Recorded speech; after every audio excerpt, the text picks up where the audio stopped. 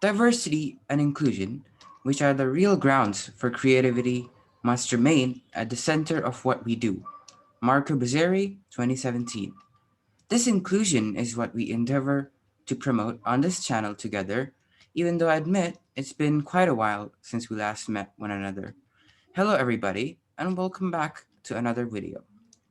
Today, I once again bring you a great source of inspiration, someone I consider my personal role model with regards to taking realistic and practical steps towards ensuring that this world is a more inclusive place to live in day by day. I quote, "It's not disability, it's ability," I unquote. These life changing lines are one of the first things you find on a certain life changing website, the owner of which has proven now and again that with passion, dedication, and hard work, inclusion isn't as far away as we might think. I'm, of course, referring to none other than Nathan Tech, and today I'm fortunate enough to have with me the managing director of Nathan Tech. Everyone, please help me welcome Nathan Smith. Hello. Hello, hello. So tell us a little bit about yourself. Um, well, I grew up in England, in the United Kingdom, as you can probably tell from the accent.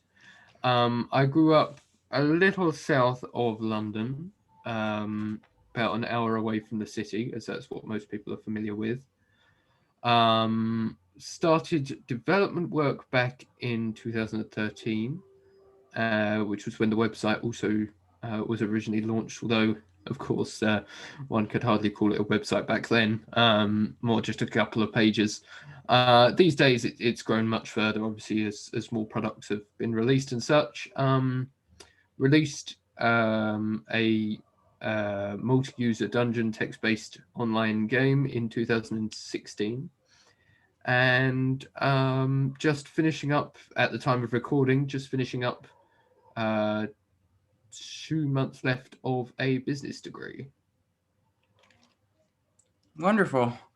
So, Nate, what are your thoughts on inclusion? I think inclusion is a very big word, and it's something that is, you cannot have inclusion without knowing what it's like not to be included. And it relates, when I was thinking about this question, it relates rather to the word of normal. What is defined as a normal person. And inclusion for me is for that line, that normal line, to be blurred. So, for example, where in fact, my favorite example is always in the education sector, in particular with one of my products released just this year, in fact, called the Periodic Table.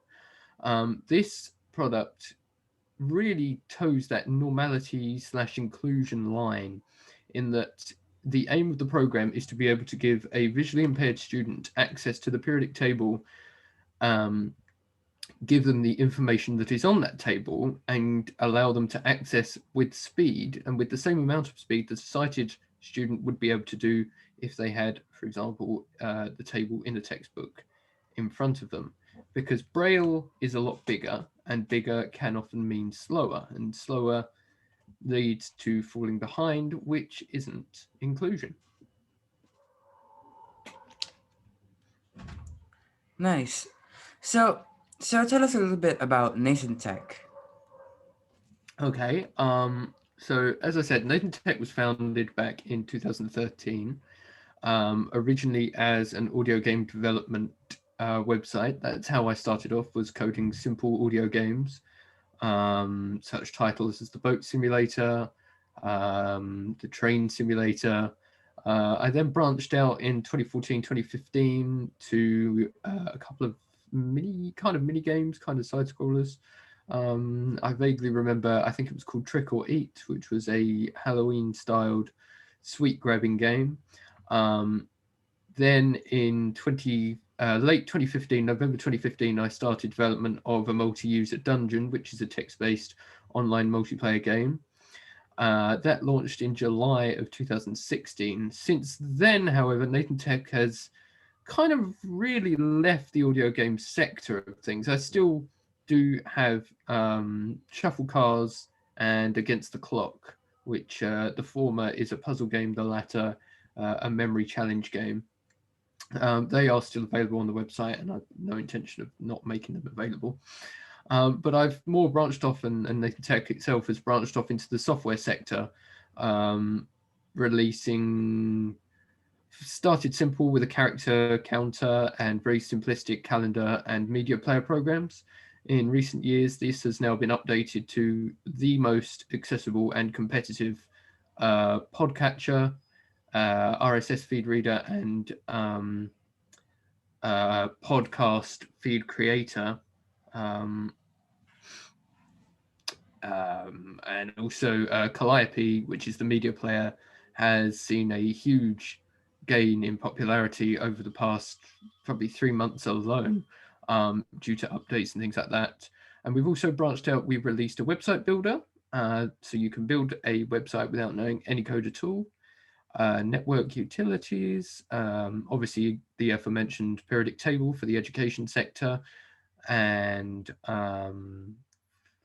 this is just off the top of my head. There's a few other smaller programs as well, a sound pack installer for Vitmud and a few other things. But yeah, oh, and of course the software archive launched this year. In fact, the software archive is a huge database of accessible software that gets regular maintenance, and we're always adding to that to ensure that everybody has a hub to go to for software that can be used by the visually impaired. And of course, that reminds me of the tutorials. So many things.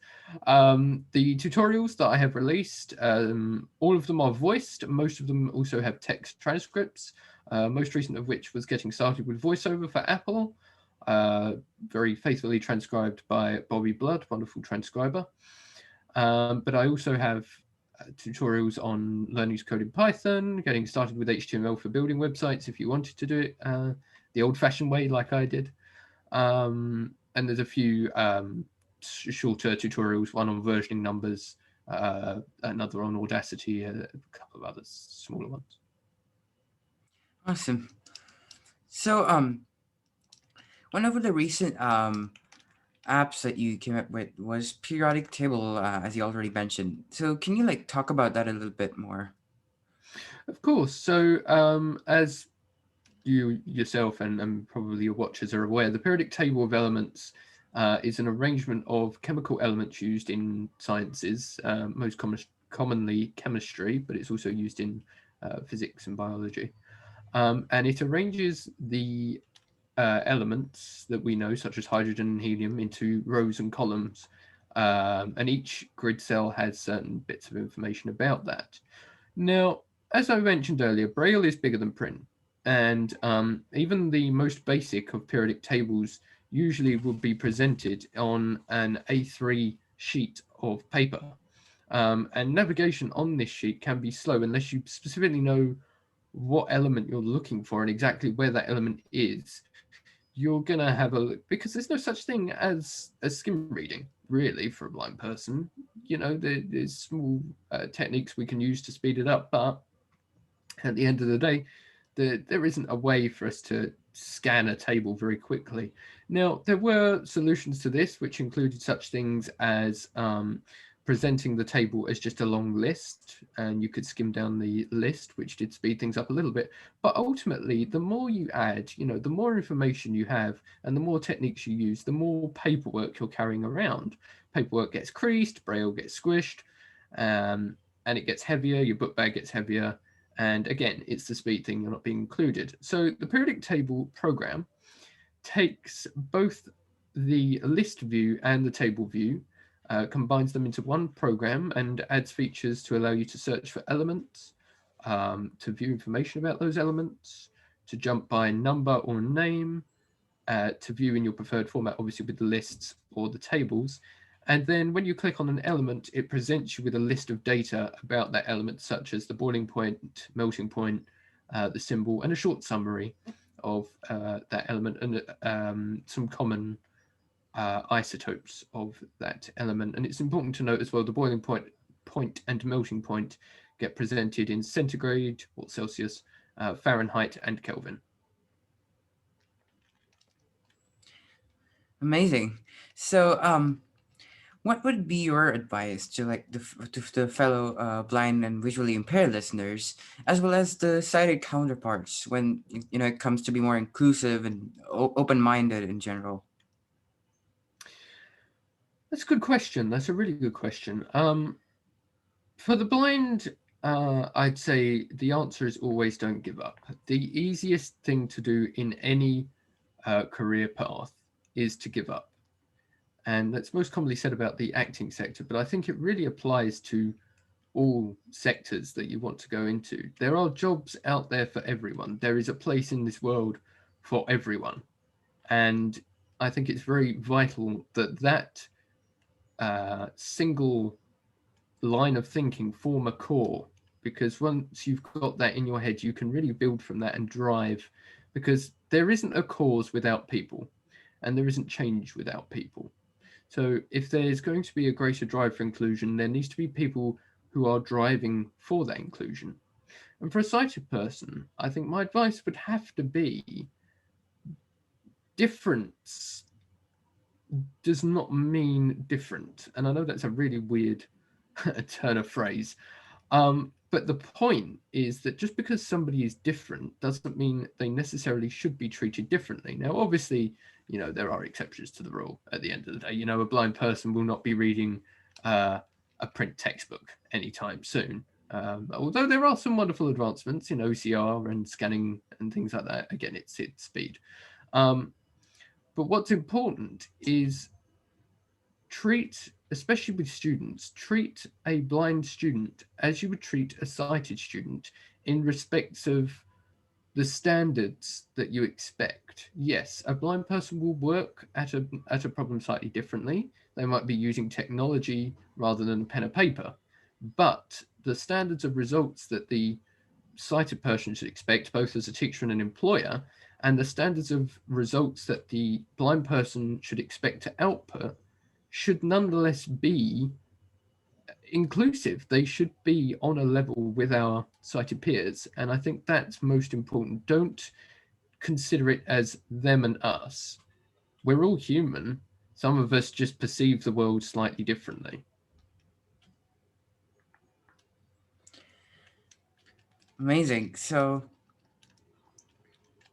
thank you so much, Nathan, for being here today. I really appreciate it, and I'm sure those who My are pleasure. listening to this will also really appreciate what you had to say. And thank you so much for taking time out from your busy schedule to join me today. Of course, my pleasure. My pleasure. So, I hope the rest of you, get something out of this, like I did. I got a lot out of it. And I hope you enjoyed. I hope you learned, because learning is important. Whatever you do, whatever happens, learning is something that you should do, and you should keep that in mind in whatever you do. At least I do. So I hope you got to learn something from this video, and stay inclusive, stay safe. These are really tough times. So take care of yourself as well as others around you. I'll see you next time. Bye bye.